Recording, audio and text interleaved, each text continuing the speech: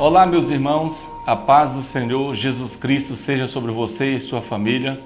Temos o privilégio de estarmos aqui para contribuir, para conversar com vocês a respeito de mais uma revista da Escola Bíblica Dominical. Dessa vez nós temos a lição 8, do dia 24 de fevereiro de 2013. O tema da nossa lição é o legado de Jesus Cristo para a sua igreja. Nós estamos estudando sobre a verdadeira vida cristã, mais um tema da editora Betel.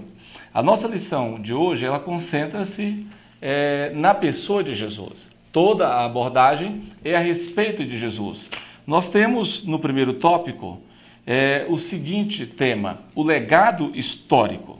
E aí, o professor de escola dominical, que vai ensinar, ele deve perceber os três tópicos desse primeiro tema, que é a história de Jesus nos evangelhos, a doutrina de Jesus no Novo Testamento e a tradição evangélica herdada.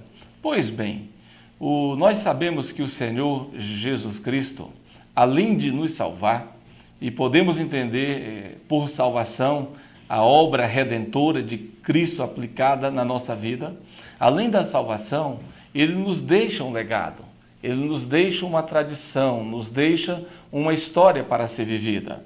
Então, o legado histórico se refere àquilo que Jesus deixou para as nossas vidas.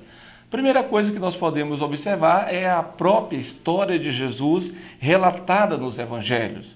Os evangelhos de Mateus, Marcos, Lucas e João, eles trazem uma história fidedigna. Ali fala sobre o nascimento de Jesus, sobre o seu crescimento, sobre o seu ministério, a sua relação com as autoridades, a sua relação com os seus discípulos, fala sobre a sua morte, a sua ressurreição e sobre a sua ascensão. Então, esse legado histórico de Jesus, através dos evangelhos, é uma metanarrativa daquilo que Jesus fez, daquilo que Jesus falou, do seu ministério, dos seus ensinamentos, enfim. O 1.2 da nossa revista fala da doutrina de Jesus no Novo Testamento. Jesus, no seu relato, ali em Mateus capítulo 5, capítulo 6, capítulo 7, basicamente é aquilo que nós chamamos de Sermão do Monte. Ali nós temos muita instrução, um conteúdo doutrinário de Jesus a respeito de vários temas, como ética, relações pessoais, divórcio, casamento, relações com as autoridades, amor, perdão. Então, Jesus, ali no Sermão do Monte, ele expõe o seu escopo, ele põe toda a sua doutrina, que certamente seria seguida, seria adotada por sua igreja. A doutrina de Jesus, basicamente, consiste em duas coisas: amar a Deus sobre todas as coisas e amar o próximo como a si mesmo. Então, Jesus, ele nos deixa essa tradição que é relatada nos evangelhos, ele nos deixa a sua doutrina relatada também nos evangelhos, e aí no 1.3 fala da tradição evangélica herdada. O que é a tradição evangélica? O que os cristãos protestantes evangélicos, o que os cristãos do mundo inteiro herdaram do Senhor Jesus? Herdamos princípios, herdamos valores, herdamos a veracidade e a inerrância da sua palavra, enfim, ele nos deixou esse legado. No primeiro tópico, nós tivemos como tema o legado histórico. No segundo tópico da nossa revista, nós temos o legado espiritual. Jesus, ele deixa um legado espiritual para a sua igreja.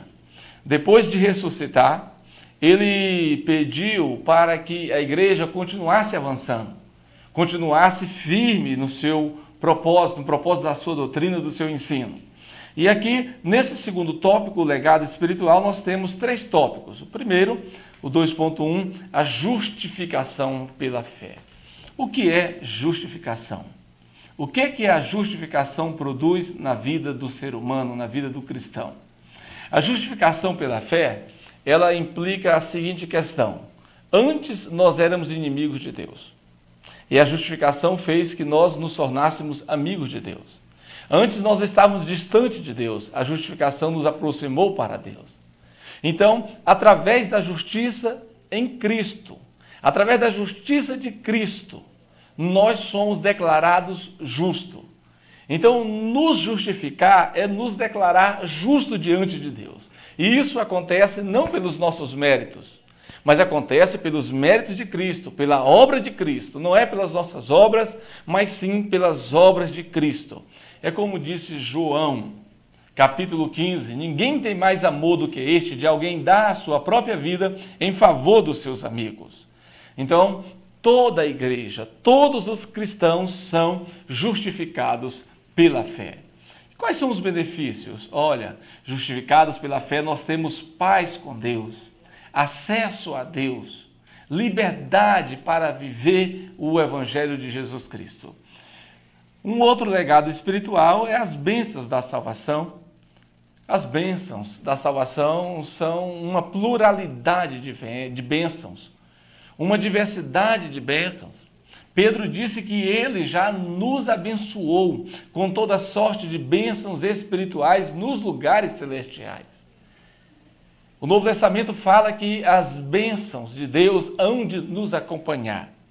Então, as bênçãos da salvação são muitas, sem falar na proteção que nós temos através do sangue de Jesus, sem falar na certeza de vida eterna, sem falar também na certeza que, além de nós, toda a nossa família, todos os nossos familiares estão sob a proteção de Deus, porque isso é decorrente da salvação.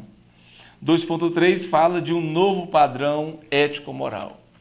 Antes de Jesus, não havia um padrão, um princípio moral para a humanidade.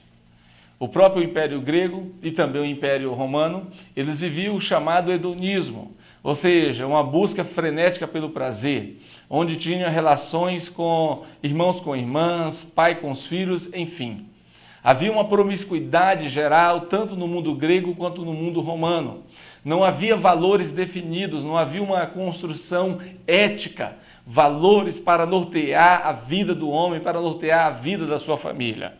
E aí, através de Jesus, nós temos um novo padrão ético. Mas o que é ética? Ética é um conjunto de normas que norteia, que guia a nossa vida. E a nossa ética é a ética cristã. Não é a ética política, não é a ética filosófica, é a ética cristã. É os valores bíblicos em evidência para o cristão. É os valores bíblicos a serem praticados e relevantemente a serem adotados em toda a cristandade. Esse novo padrão ético de Jesus, ele traz o amor, ele traz a paz, o respeito, a misericórdia. É um padrão ético. Assim como lá no Antigo Testamento, nós temos os 10 mandamentos, que é um dos maiores códigos de ética de Deus deixado para a humanidade. O padrão ético dos profetas, nós temos um padrão ético altíssimo na pessoa de Jesus Cristo.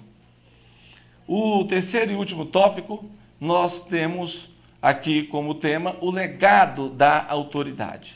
Devemos lembrar que cumpre a nós, como igreja, temperarmos a nossa sociedade com um bom tempero de Cristo.